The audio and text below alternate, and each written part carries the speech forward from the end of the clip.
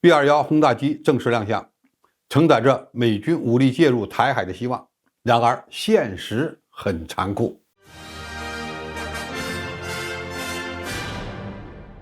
观众朋友，大家好，我是付先爽。在进度一再推迟之后，美国的 B-21隐身轰炸机于12月2日在诺斯罗普格鲁门公司举行了揭幕仪式。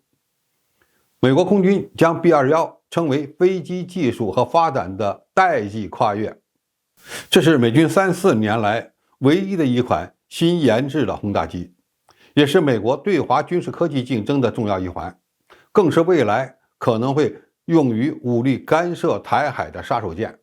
据诺斯罗普格鲁门公司介绍， B-21在隐身能力、开放系统架构的使用，以及纳入全域联合指挥和控制技术，以及跨平台共享数据方面取得了重大进步，这将使其成为第6代系统中的第一个。也就是说， B-21轰炸机的最大进步源自于其联网作战能力。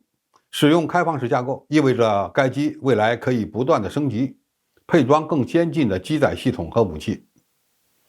为了保密， B-21这次几乎没有公开任何重要的参数与细节，我们仅能从过往公布的数据来猜测。这是一架与中国的轰 6K 大小相似的中远程战略轰炸机，拥有8000公里的航程，最大起飞重量80吨左右，载弹量8到10吨。发动机呢只有2台，而不是像 B-2那样拥有4台发动机。B-21的另外一个优势呢，就是制造成本相对较低，要比 B-2的24亿美元便宜得多，也因此有可能装备100架左右。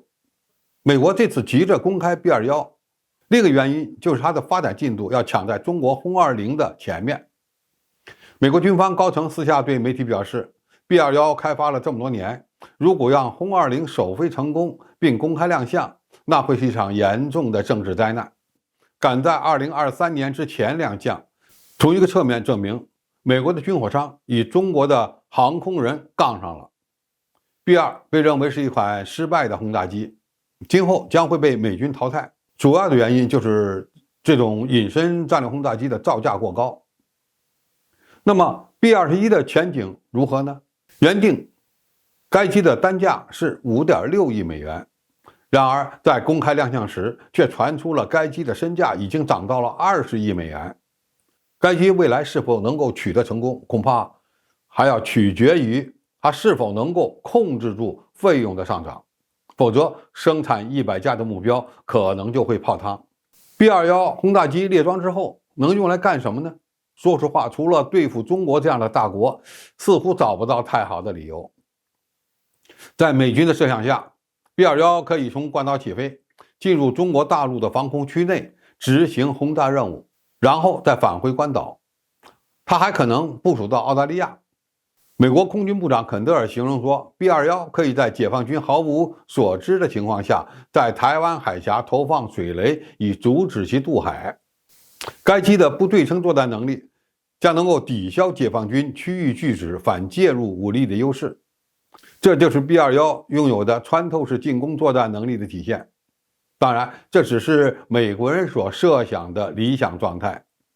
现在的问题是， B-21轰炸机真的能够进入中国的领空进行自由轰炸吗？恐怕还真不行。首先， B-21的航程相当有限，载弹量也不是太高。如果用于攻击中国本土纵深的目标，美军所依托的第2岛链基地会被解放军的导弹所摧毁。 B-21就算有机会突防，也可能回不去。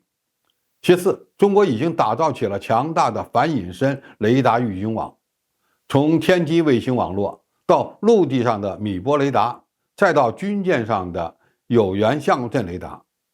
B-21虽然隐身能力强，但是飞行速度慢，一旦被中国的雷达所发现，那么只有送人头的份儿。最后，中国还在积极打造空中反隐身作战体系，包括能够远距离探测隐身目标的预警机，配备先进红外感知设备的战斗机和无人机等等。 B-21未来想突破中国飞机的空中预警拦截网也是困难重重。所以对于中国而言， B-21的威胁相对来说是比较有限的。目前可能采取的战法仍然是在中国的防区外投放远程巡航导弹，这就需要我们不断的扩大战略防御纵深，提升对隐身导弹的预警和拦截能力，没准会被轰20甩到身后吃灰。到时候，中美在隐身战略轰炸机方面也会形成相互威慑的平衡态势。好，今天评述就到这里，谢谢大家收看，我们下期再见。